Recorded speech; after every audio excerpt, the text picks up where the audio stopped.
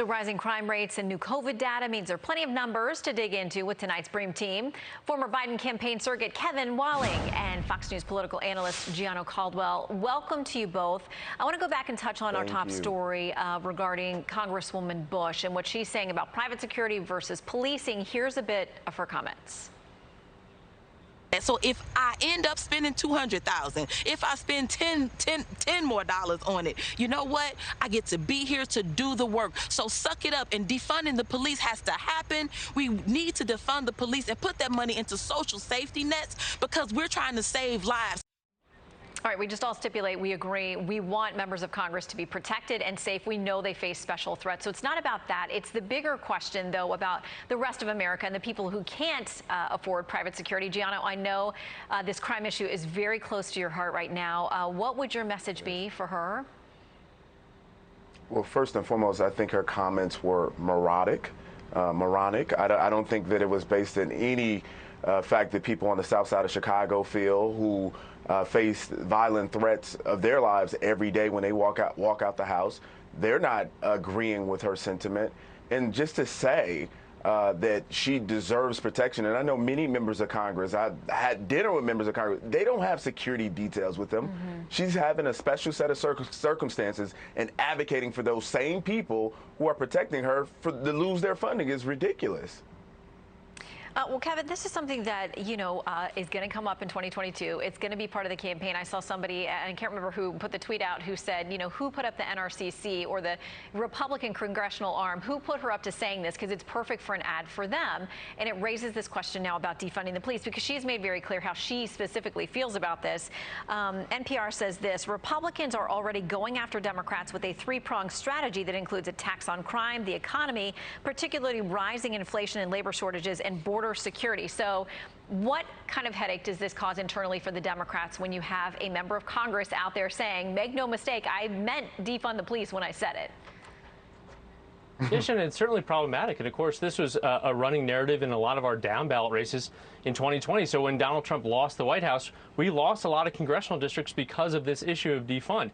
Representative Bush does not speak for me. I don't think she speaks for a majority of Democrats in this country, and she certainly doesn't speak for the president, who's been out front on this his entire career in terms of providing more resources for law enforcement, including in the American Rescue Package that delivered $350 billion to states and local municipalities to fund the police. That's what we believe in. And to Gianno's point, and I know some of his story and his family, and it's tragic. We need more resources for police. We need 200 more officers on the streets of Washington, D.C., where I am right now. Chief Conte is calling for that. So Democrats need to stand with Republicans and provide more resources for police. And that's why I speak so strongly on this network about that as a Democrat. Okay, let's also talk, now that I'm here in New York tonight, this is the epicenter of a conversation about vaccine passports. The mayor has said for most indoor activities, gyms, restaurants, entertainment, Broadway, that kind of thing, by September, you're going to have to show at least one dose of your vaccine to be able to get inside these places.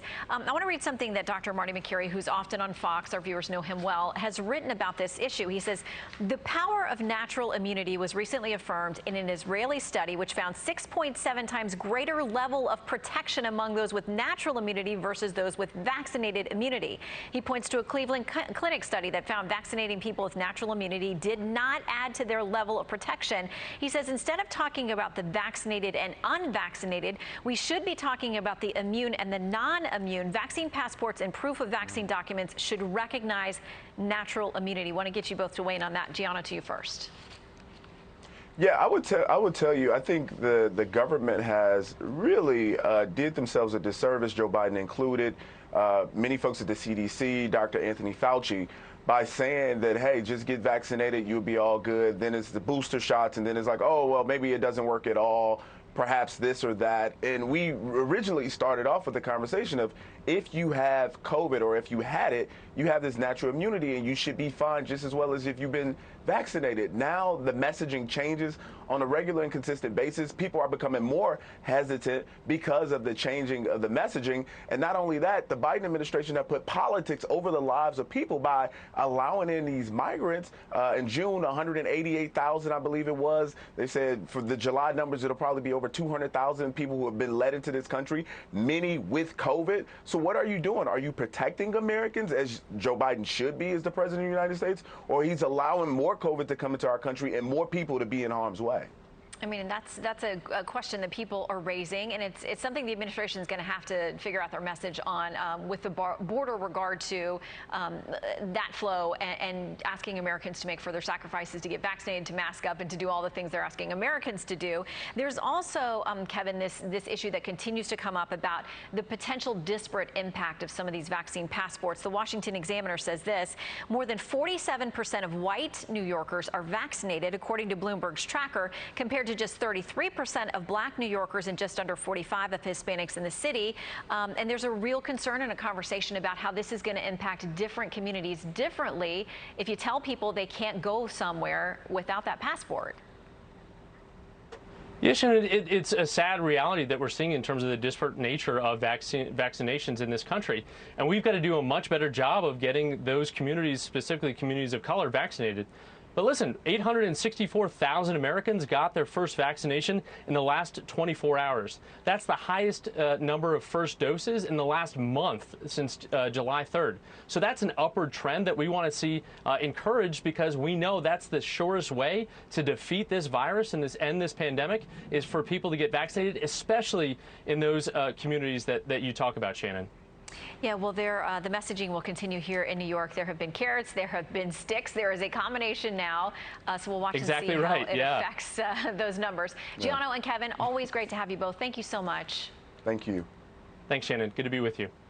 All right, free lunch for a very big eater, and it involves some roadkill. And are you daring enough to ride this? It's only about a 1,000-foot drop to the ground. The day's best viral videos next.